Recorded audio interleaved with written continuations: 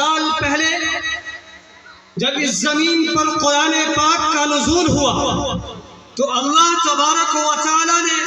سب سے پہلے سورہ علق کی آیت اقرأ بسم ربک الذی خلق کی آیت کا نزول فرمایا۔ گویا کہ اللہ تبارک و تعالی کا ایک بہترین اشارہ تھا کہ دنیا والوں سن لو، سمجھ لو کہ سب سے پہلے تمہارے اندر انسانیت کو قائم کرنے کے لیے، انسانیت کو لانے کے لیے، نمازی بننے کے لیے علم سیکھنا پڑے گا۔ اور جب اللہ تبارک و تعالی نے قرآن پاک کا نزول فرمایا تو جان لیجئے اور سمجھ لیجئے کہ اس روئے زمین پر سب سے پاکیزہ کوئی جگہ ہے تو وہ جگہ خانہ کعبہ کی سرزمین ہے، لیکن اس کے باوجود بھی اللہ تبارک و تعالی نے قرآن پاک کا نزول خانہ کعبہ کی سرزمین پر نہیں کیا بلکہ غار حرا کی اونچائی پر کیا ہے، غار حرا کی بلندی پر کیا ہے۔ معزز سامعین کرام، عزیز بھائیوں اور عزیز دوستوں، ہم نے کتابوں میں پڑھا ہے اور حاجیوں نے اپنی آنکھوں سے دیکھا ہے کہ غار حرا کی اونچائی تقریباً 5000 فٹ ہے، اور کسی کتابوں میں لکھا ہے کہ 2700 فٹ کی بلندی پر غار حرا ہے۔ اللہ اکبر! گویا کہ خدا کا ایک بہترین اشارہ ہے دنیا والوں کو کہ دنیا والوں سمجھ لو کہ یہ جو بندہ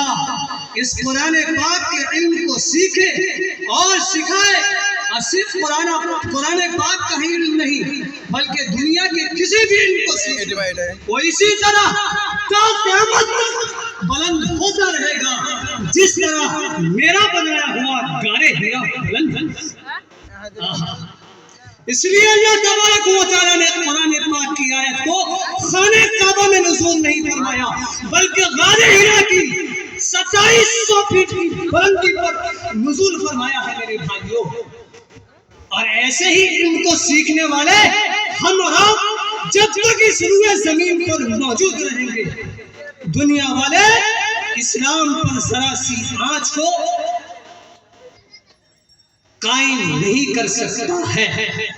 یہ میرا چیلنج ہے کہ جب تک مدارس اسلامیہ میں پوری دنیا میں علم دین کو سکھایا جائے گا، چاہے کسی بھی علوم کو سکھایا جائے، یہ ظالم لوگ اور یہ ظالم حکمراں ہماری شریعت پر مداخلت نہیں کر سکتی ہے، کیونکہ ہم اپنے سینے پر گولیاں برداشت کر سکتے ہیں، اپنے دین میں، اپنے مذہب میں، اپنے قرآن میں ذرا سی آنچ کو برداشت نہیں کر سکتے ہیں۔ ہمیں اس چیز کا علم دیا جاتا ہے اور ہم ہر دور میں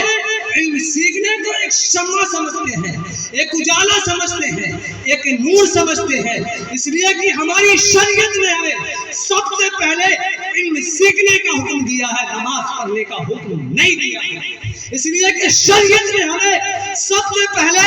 روزہ رکھنے کا حکم نہیں دیا ہے بلکہ علم سیکھنے کا حکم دیا ہے۔ علم کے ذریعے سے جس کے اندر انسانیت قائم ہو گئی وہ اس دنیا میں بھی کامیاب ہے اور وہ آخرت میں بھی کامیاب ہے انشاءاللہ۔ انہی چند الفاظوں کے ساتھ میں اپنے بیانوں کو اس شعر کو ختم کروں گا کہ باطل سے ڈرنے والے اے آسماں نہیں ہم، باطل سے ڈرنے والے اے آسماں نہیں ہم، 100 بار کر چکا ہے تو انتہا ہمارا۔ اللہ تبارک و تعالی ہم سب کو قبول فرمائے۔ وآخر دعوانا محمد۔